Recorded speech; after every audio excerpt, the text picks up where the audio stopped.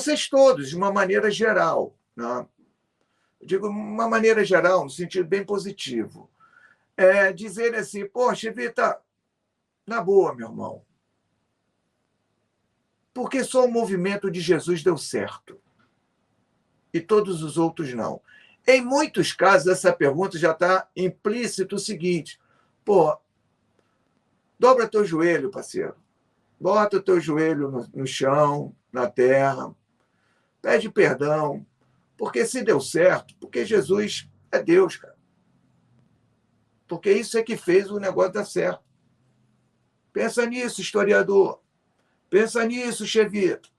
No fundo, é um pouco isso, né? Mas não foi apenas o movimento de Jesus que deu certo. De jeito nenhum. Né? O movimento do Batista também deu certo. Pelo menos, né? Foi capaz de produzir o que eu, Gabriele Cornelli, meu parceirão, né? Chamamos de memória incômoda. O que leva um autor como o redator da segunda edição do Evangelho de João, o cara está escrevendo entre os anos 130, 150, o que leva esse cara ainda a falar sobre João Batista? Caramba, o cara já morreu, tem pelo menos 100 anos.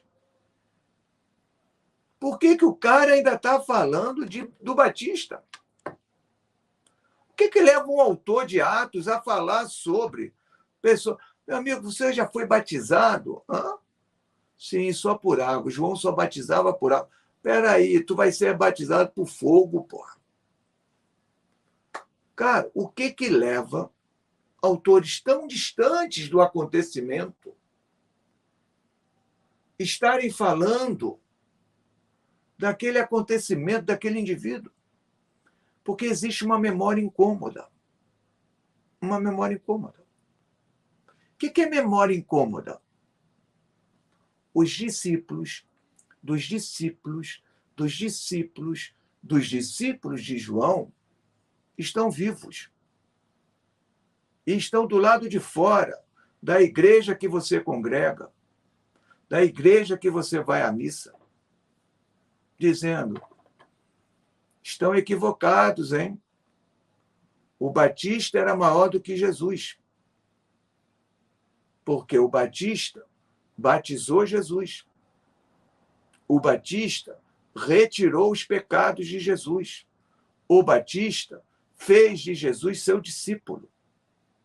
E Jesus fez muito do que o mestre mandou fazer. Isso é o que está do lado de fora da tua igreja. Ele está lá do lado de fora falando sobre isso. Você está apavorado, apavorada, e vai perguntar à tua liderança. E a tua liderança, o que ela vai fazer? Escrever sobre, dar resposta. Então, memória incômoda é isso.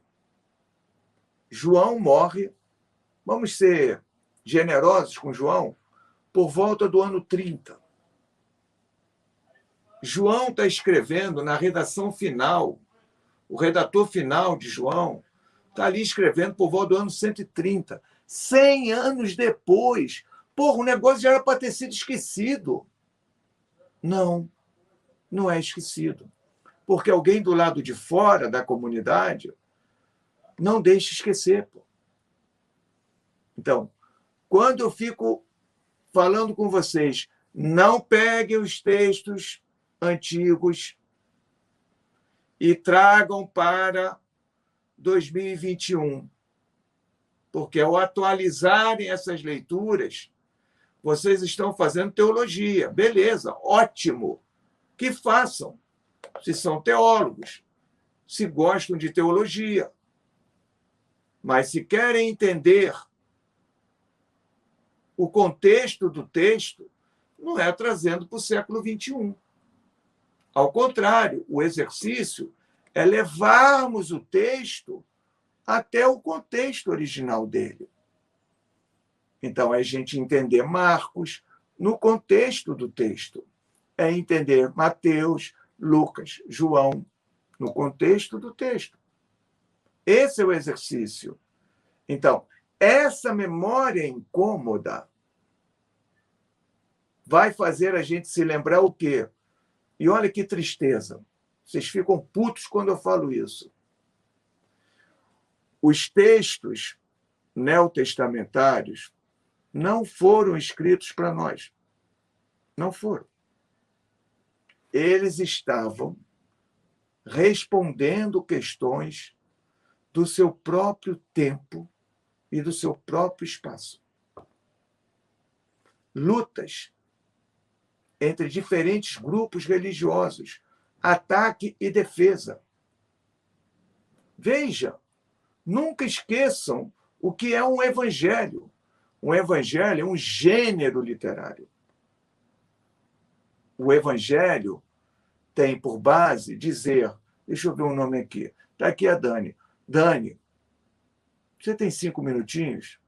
Eu quero te falar de uma coisa muito linda que está acontecendo na minha vida e eu quero também que você possa viver essa coisa linda. Eu preciso 5 minutos para falar de Jesus com você. É uma boa nova que eu quero te dar. Olha, porra, que coisa linda, né? E aí eu começo a dizer, sabe, Jesus foi batizado pelo Batista, né? E lá no Jordão, os pecados dele foram todos lavados. Aí a Dani, que tem uma formação judaica, vai fazer uma pergunta. Onde está escrito na Torá? Onde está escrito nos livros históricos judaicos? Onde está escrito nos livros proféticos judaicos que o Messias deve se reconhecer pecador? Olha a pergunta incômoda.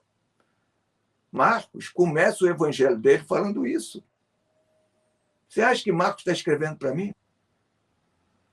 Marcos está respondendo aos ataques dos discípulos de João. Está lá. Então, memória incômoda.